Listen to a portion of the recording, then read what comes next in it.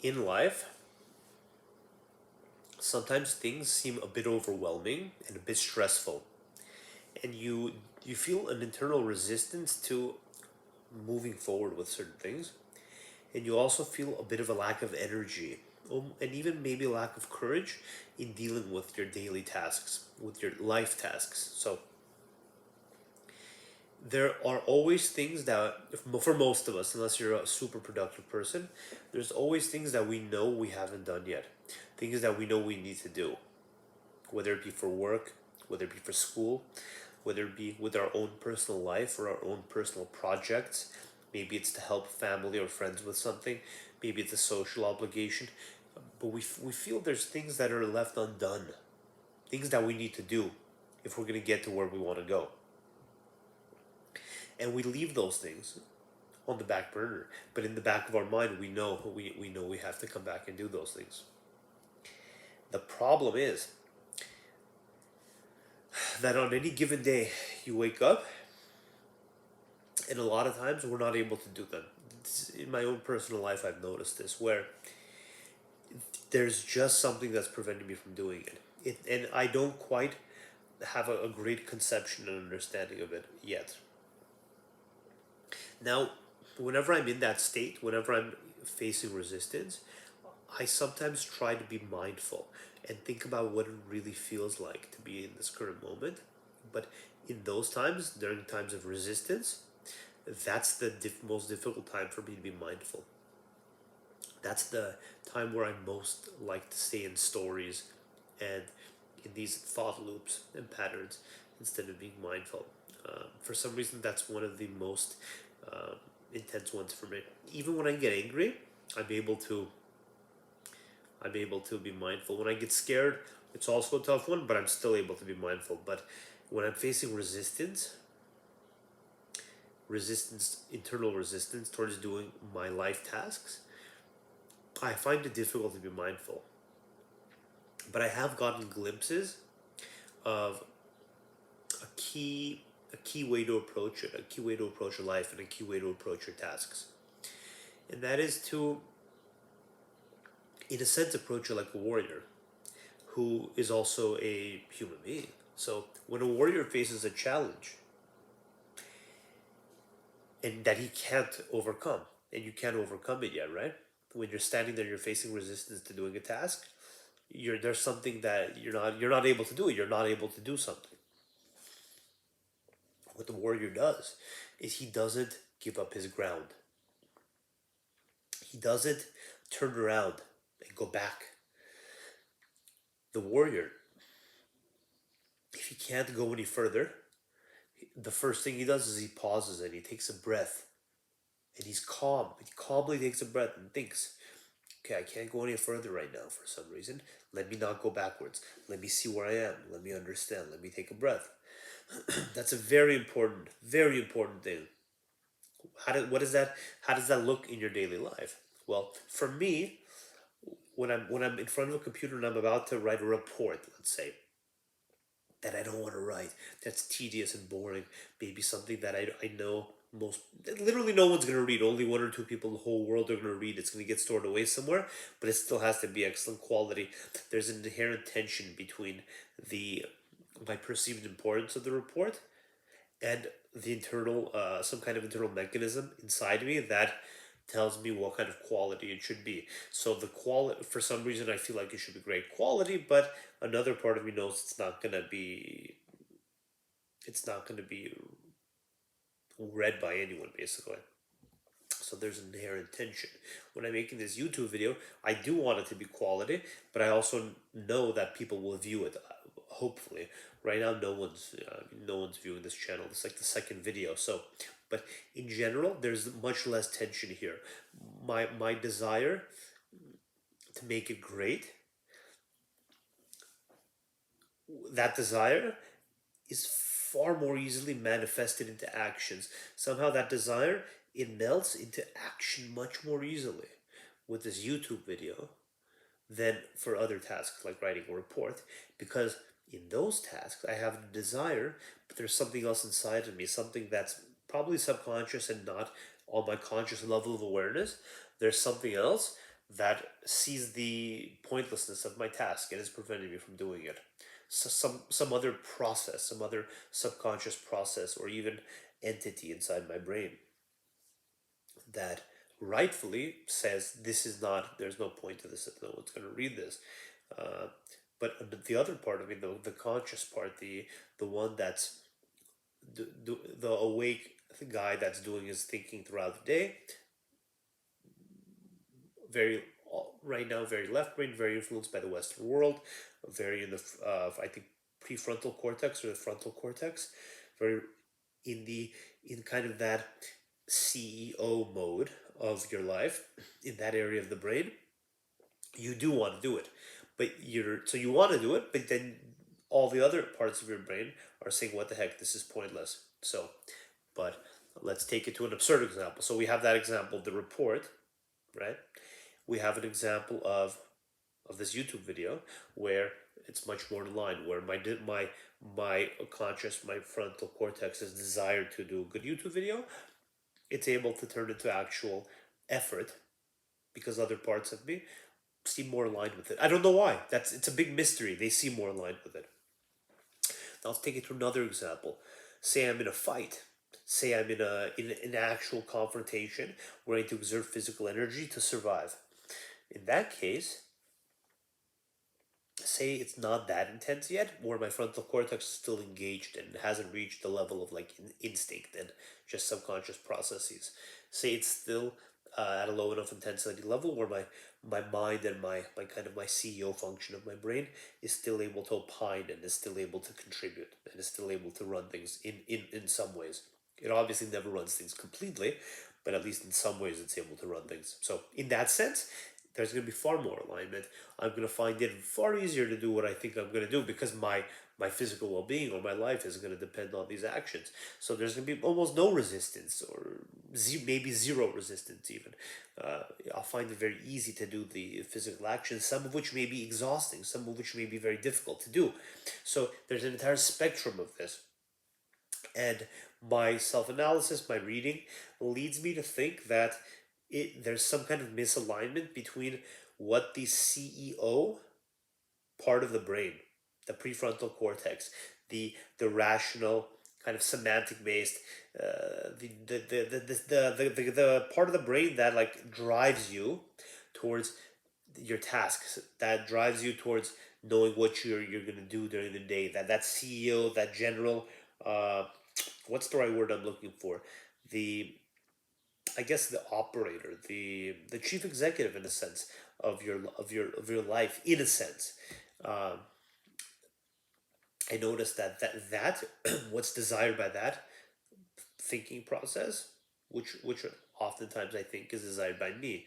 Once that process starts, and I'm not mindful in that moment, and I fully associate, associate with that thought. I fully delve into it, and I become one with that thought effectively, and I think that thought is completely mine. The desire to do a certain task, whatever that task is.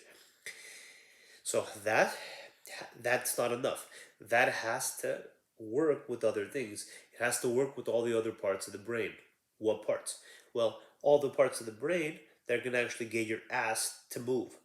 If you're going to go to the gym, the parts of the brain that are going to get you in the car, get you to drive there, and make sure you don't turn around and find some other bullshit thing to do instead of doing the workout you need to do. Or the parts of the brain that are going to tell you, hey, you don't need to write this report. Hey, you don't need to do this thing. All the parts of the brain that don't see the point of what you're doing in the immediate sense. Because the CEO part sees the long term. That's why it's the CEO. The other parts of the brain, some of them see long term, but most of them don't. Most of them are far more focused on the immediate.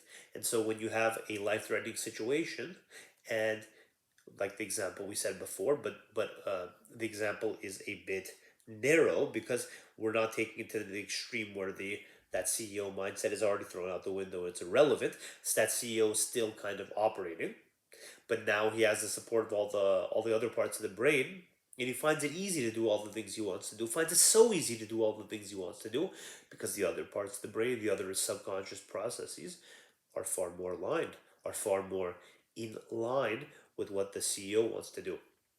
When you're writing the report, No one's in line, dude. No one's in line. When you're studying for a test, it's only the CEO that wants to do it. It's the CEO saying, please, please, everyone, let's do this. And the rest of the brain is saying, fuck off, dude. Are you crazy? What do you want me to do? You want me to waste energy on this nonsense? It doesn't see the impact. Put another way, from a completely different perspective, Eisenhower said, things that are important are seldom urgent, and things that are urgent are seldom important. And so when the CEO says this is important, we need to go to the gym, that's a very important thing to do. But it's the least urgent. It's not urgent at all. No one's forcing you to go to the gym. You could not go and everything will be fine. You could not go today, tomorrow, the day after. You could not go all week. You could not go all month. And no one will call you. No one will call you out on any of it. It's just not that big of a deal for you. But it's incredibly, incredibly important. And so you have to make sure you go. But things that are urgent, random things that pop up during the day that are urgent, or maybe that appear urgent sometimes, but let's talk about those things that are actually urgent. Some of those are important, but most of the time they're not. And so you have to, in a sense, you have to modulate the the processes in your brain as best as you can, using what tools you can, which is just this conscious awareness. You have to modulate it as best you can, with that understanding that most things that are urgent are not going to be important, and most things that are important are not very urgent. And so you have to make sure you do those things. You have to plan those things out. But we're basically all these themes are getting at the same phenomenon: the inherent difficulty in doing the important things that you need to do when they don't seem urgent, when they don't seem attractive or pleasurable or appealing in any way, when you don't have any kind of pressure to do it. So say, here's another example. Say I need to do a certain task, the most menial and tedious task for work, and I know no one's gonna see it once I do it. But I also need it to be good because somebody may end up seeing it at some point in the future. They may not, but they may see it, and just in case they do, it needs to be great. I'm gonna find a lot of resistance to doing that. But if I do the same task, but there's a camera recording me doing it and it's broadcast to everyone in my company, or everyone in my school, or everyone in my city, or everyone in the country, well then, yeah, it's gonna be a completely different experience. It'll be a completely different experience. Where if I'm doing it alone, I'll have an incredible amount of resistance to doing it. I will everything will work against me in terms of actually getting started on the work. And then once I start, I'm gonna keep wanting to be distracted all the time. All the time. Because my mind's gonna keep saying, what the fuck is this nonsense you're doing? Irrelevant stuff. Go do something that's actually reasonable.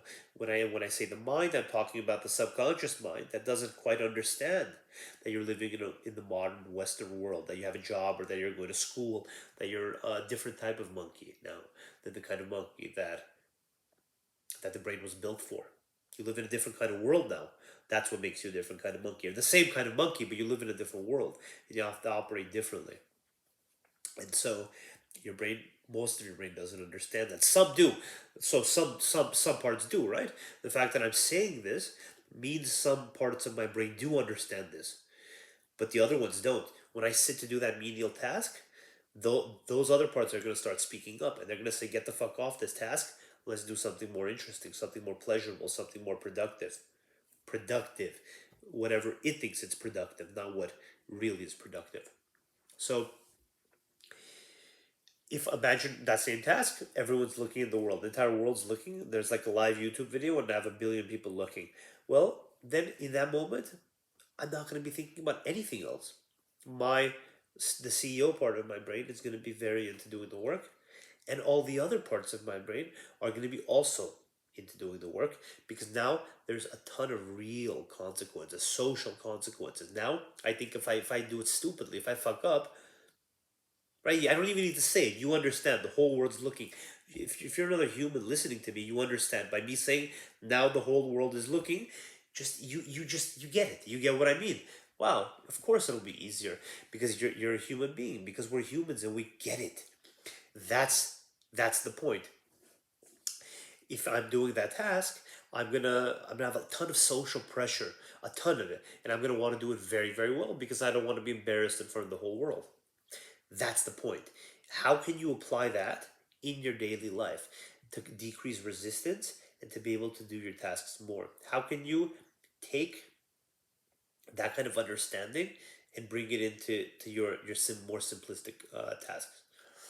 The way you probably do that is by playing tricks on your mind. Unfortunately, the CEO is going to have to play tricks on the mind, at first at least, to kind of provide other incentives for it.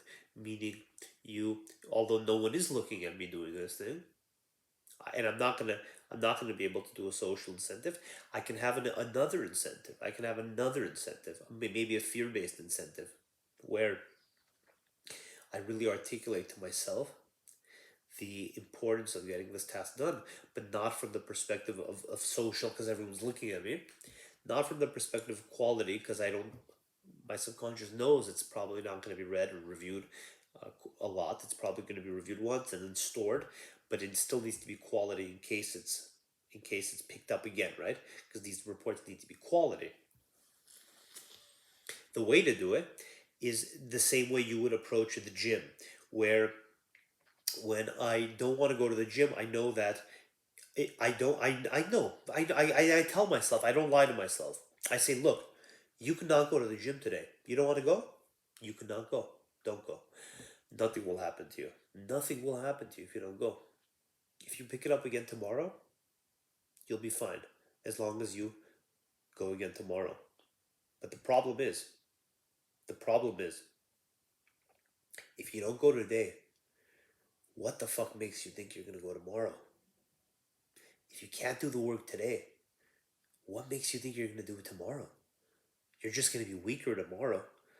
Your brain is just going to be more used to postponing tomorrow. Your brain is just going to be more used to having these kind of conversations with itself, and the paths in your brain that lead you to say it's okay for me not to go, they're only going to get stronger once you don't go once, and then twice they'll get stronger, and three times they'll get stronger. So you have to put up a wall somewhere, and I'm putting the wall up here. And so today I am going to go to the gym, because if I don't, it's only going to get worse. And if you can, you may not be able to do this. You have to find what works for you. But if you can build in a certain level of fear for the potential slide that can happen if you don't do the work, then you can be more inclined to do it. You can say, look, if I don't do this, if I just completely don't do anything today, what makes myself think that I'm going to do it tomorrow? What am I facing here? I'm on the precipice and I'm about to take off. I'm still on the hill and I'm about to go down the slide. But once I'm down, I can't stop. It's far harder to stop once I'm down the slide. So if I don't do the work today, I'm sliding down now. All I have to do is just do the basic amount of work to not be sliding down, to not allow my brain, my mind, my heart, my overall spirit to get into that state and get used to being in that procrastinating and postponing and yielding to resistance, that kind of state. That's all you have to do. You just have to kind of have more fear in your life about the potential negative consequences, but to real fear, and it has to be grounded in real self development and real fear, meaning not fear of any immediate consequences, but fear of the kind of person you'll become, fear of the kind of person you won't become, fear of the monster that'll be created if you allow every one of your childish whims and desires to be yielded to. And if you don't tighten your grip on yourself and do the things that you don't want to do, because it's in doing those things, it's in doing the shit that you don't want to do, it's only there that you become stronger. You rarely become stronger in doing things you want to do from a mental perspective. Of course, if you're into working out and you like working out, that'll make you stronger. But from a mental perspective, it's only when you don't, when there's shit with resistance, with friction, with grime, with muck, only there, only in that world are you going to improve. So if you don't see that there, if you don't see that anywhere, If everything is roses, you're not going to improve. Then you should be really worried. The day when everything around you is roses, that's the darkest day. That's a really tough day, and that's the scariest day. If you don't see any area where there's muck, grime, and friction for you to dig into. But if you see it and you know it's there, then you can at least start getting into it and working into it. And over time, you may view that muck, that difficult resistance, that difficulty, that nastiness about living in a Western world and doing all the things we have to do to maintain our lives. You'll see that in a different light. And you won't see it as a negative thing anymore, but you'll see it as a tool. The same way you may see a bench press at the gym as a tool, you'll see these things as a tool. And then you'll have a completely different shift in your perspective on them. And you'll see them differently. You'll love them. You'll appreciate them because they will be the things that make you stronger. They will be the things that make you better. Them and nothing else. Surely, the nice things, the pleasurable things are not going to make you better. So, what's going to make you better? What's going to make you stronger?